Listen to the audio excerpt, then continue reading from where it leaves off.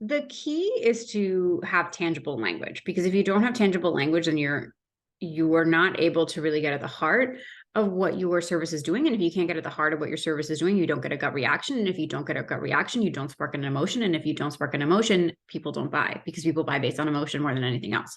So general language is going to kill you every single time, and it's going to water down your message, and people are not going to be able to feel into what it is that you're doing. So it's ironic, because you're trying to describe a feeling, but what you actually need to describe is how that feeling shows up in 3D reality for somebody to have a gut reaction. Just describing the feeling alone is not going to be enough, because there's so many scenarios in life in which you can feel different things. Like, think about it. You think of like, oh, feeling happy. Well, there's millions upon millions upon millions upon millions times the 10th power of whatever for you to feel happy about, right? There's so many different scenarios and situations in life in which you would feel happy or confident or empowered. And so when you're just saying those words alone, yeah, maybe somebody is feeling really insecure and like their dream is to feel more confident.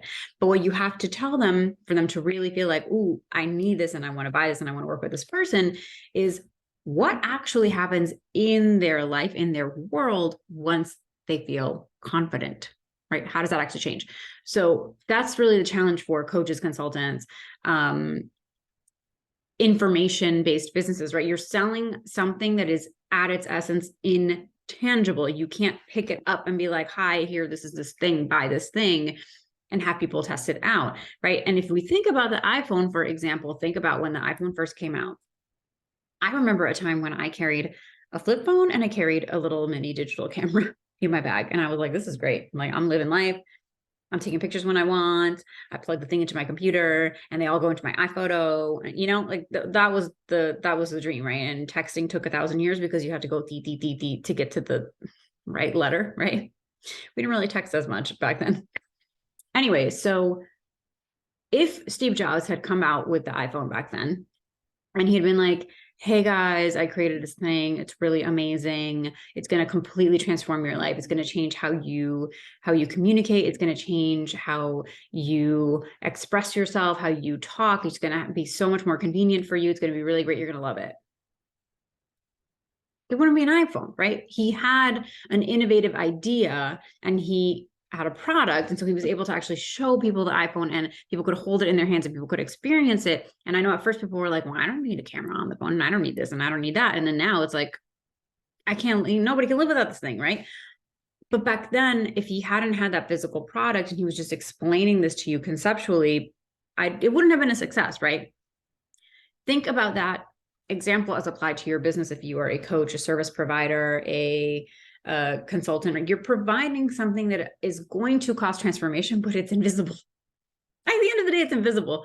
Yeah, maybe you've put that into the format, right? It's a course, it's module, it's one-on-one, a program with you, it's a group program, it's a retainer deal, right? Like it's packaged into something, but you still can't touch it.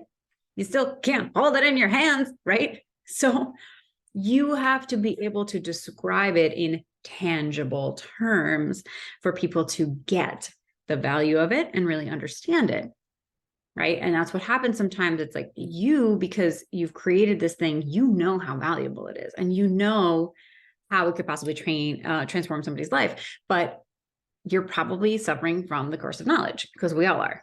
And I think I've made other videos about this, but the curse of knowledge, it's pretty much you're so close to it that you can't remember what it was like before, because you're living in the after. Do you know what I mean? Like you're living in the after, or you've worked with clients and you've seen the transformation firsthand.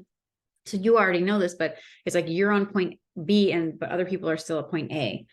And your services, your offers, your packages are going to take them from point A to point B, and they're going to involve all of these things, right? Even documents, videos, right? Like things that are online expressions of information at the end of the day. But what's happening inside of them is still intangible, right? They might actually, like, let's say you're a career coach and you help somebody quit a job that they hate and they find a job that they love. That's not a physical process. Like they got a tangible result at the end of the day, but you have to be able to speak to that. You have to be able to ground it. You have to really be able to express, okay, Like, sure, you got this job that you love, but let's take that further. What does that actually mean for you? It means that you wake up without a feeling of dread. It means that you wake up and you actually want to leave your house. You can't wait to get to work. It means that you are excited to talk to your coworkers. You're not trying to dodge people in the hallways. It means that the work that you're doing is meaningful to you and has an actual impact. It means that you have a true sense of teamwork and camaraderie in your business. It means that you're compensated and compensated handsomely for the work that you're doing and you weren't before. It means that you're no longer cowering every time that toxic boss is around trying to yell at you about whatever. It's, you don't feel guilty about asking for vacation because that's not the company vibe. Like all of those things start to actually paint a picture. That's what we need to do with our language. We need to paint a picture for people. My cats are eating. The food just went off. Lunchtime. I'm hungry too.